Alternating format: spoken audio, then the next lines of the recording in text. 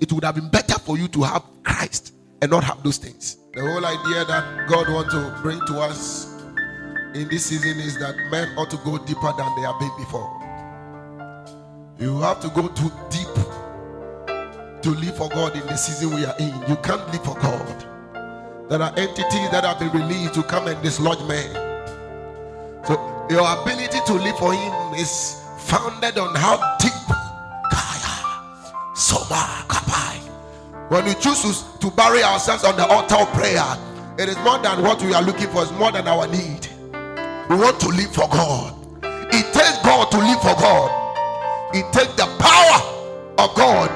Sabalataya Selegetegete. Paul said that yet not I, something at work inside him. When we attempt to drown men in the spirit, there's a reason.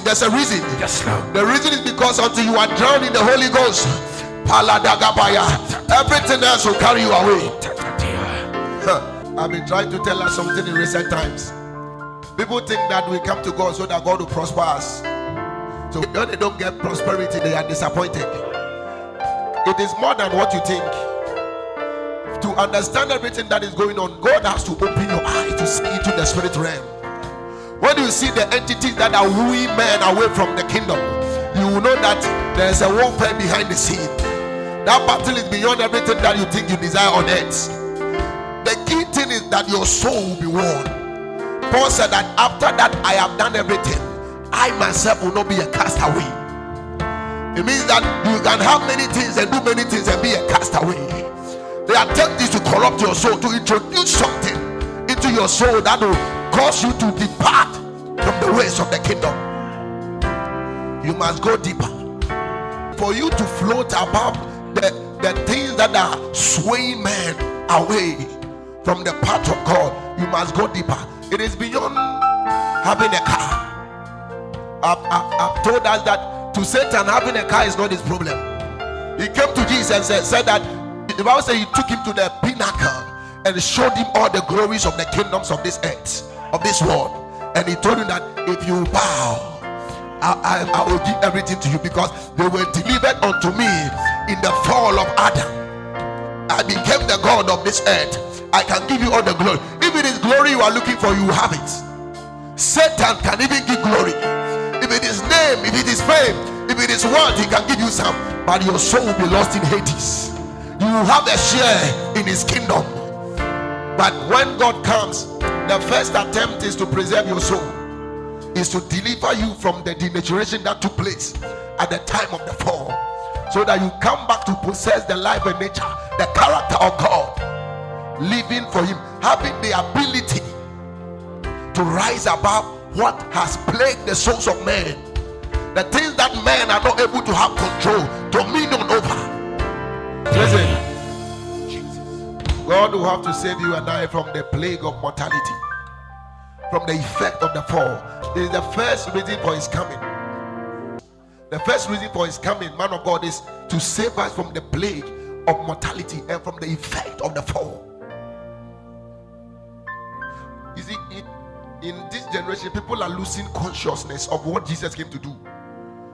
That is why people are making statements like, this place they are not serving God, but they are prospering, and here you are serving God. You think it's about prosperity? Sodom was a big nation. Babylon was richer than the kingdom that lived in those generations, but it was the prince of Persia that was in charge. Daniel had to war with that prince and bring him down. All the souls of the men that lived in those days, I don't know where they will be, but they had not found God. So the first attempt of God is to save men from the denaturation that took place by reason of the fall of the first Adam. Satan loves godless generations. He is not concerned about how you live, whether you live in a mansion or you live in a atakwame. Whether you live, it's not the state of your soul. Are we here? The Bible says when a single soul is won, myriads of angels rejoice. He didn't say when 30 cars are bought. It is when the 30 cars are bought to foster kingdom advancement that probably 5 angels will clap. Or maybe one angel will just say, okay, go. But I said, when a single soul is born, is separated from decay, corruption of souls, the corruption that has entered the world through lust. If a single soul is separated from it, thousands of angels stand up and they begin to rejoice. It means that all the technology happening elsewhere cannot be compared to the value of a single soul. To the kingdom, to spirit, that one matters most to them. It is you, an entity of mortality, that when you look at nice chairs, nice speaker, you are happy. You can even sleep on it and be touching it. They don't understand you. Have you seen a child that you give some small toy and the child is you even follow the toy and go and fall into a pit, into manhole? And you show up and you say, what is this? I say, this thing that you are trying to die for. This is lifeless. It is lifeless. The first thing is that you surrender your soul, your will, to the Lord Most High. Your soul must be won, and then you must be brought up in the way of the kingdom.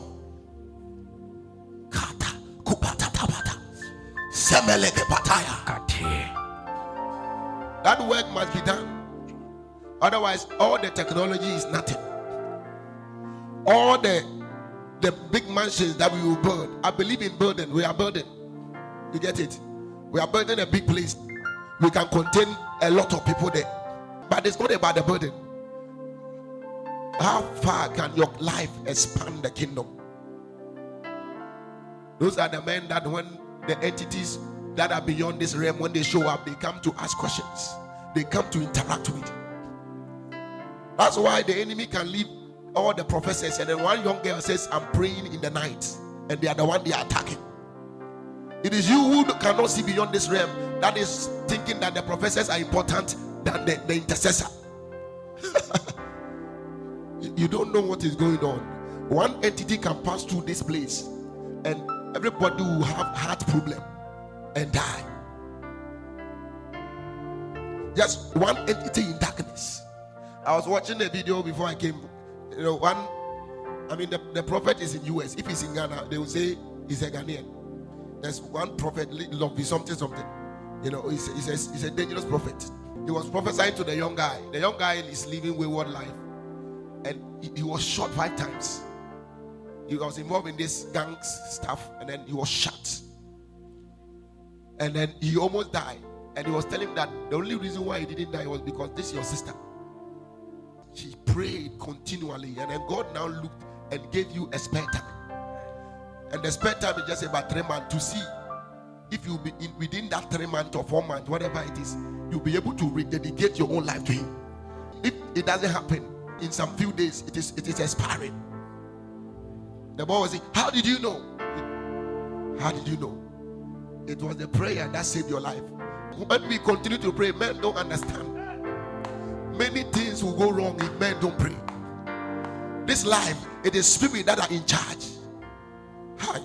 Do you believe in the Bible that a spirit created the earth and put a man in the garden? Another spirit entered the garden and everything scattered. Everything lost form, lost shape. If not for the fact that Satan came into the garden, the world wouldn't be where it is now. You would have been ageless. You will be an ageless creature. Immortality would have been at work in you. But a spirit entered and man lost form. You don't understand what is going on. When we try to cause men to be spiritual, we are not saying leave everything you do physically. No, that's not what we are saying. We are trying to let you know that it's a parallel world.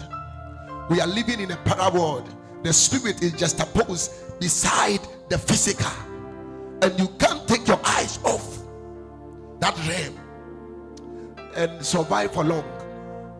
And even if you survive, you will be in the hand of darkness. You will be a tool that Satan will use. It's not even about long life.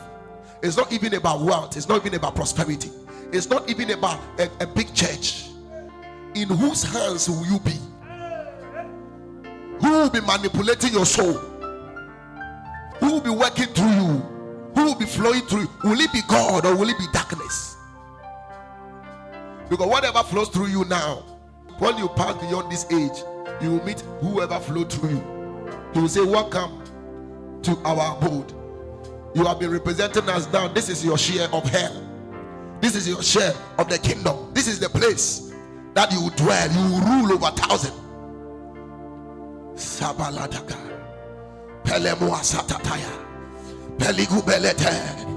Shata. The spirit in the season has come to circumcise souls, the souls of men, to draw men back from darkness, from Hades, unto himself, that men can live for him. It's beyond everything that we see, everything that we can get. Now, there's a work God is doing, and there's an understanding that He wants us to sustain.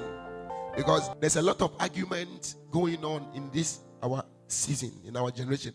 And I believe that, you see, if we don't rise up to begin to answer certain things, what sustained Christianity in the times of our forefathers may not be able to sustain Christianity now. I'm not talking about the basic foundational teachings or for the foundational doctrines. No. There were things that we put people's hope in God. An example is somebody is asking that, okay, in US they don't serve God like Ghana, but US is more developed than Ghana or Africa. Meanwhile, maybe when the forefathers came, the kind of message that was given to them was different. Because at that time, all of these contrasts were not being drawn.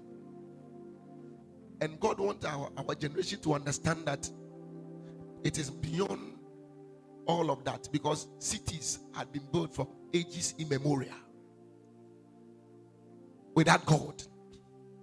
So the whole idea is not about the building of a city or the building of a nation. See, when there's no God in a thing, when there's no spirit involved in a thing, it may look as though it is powerful.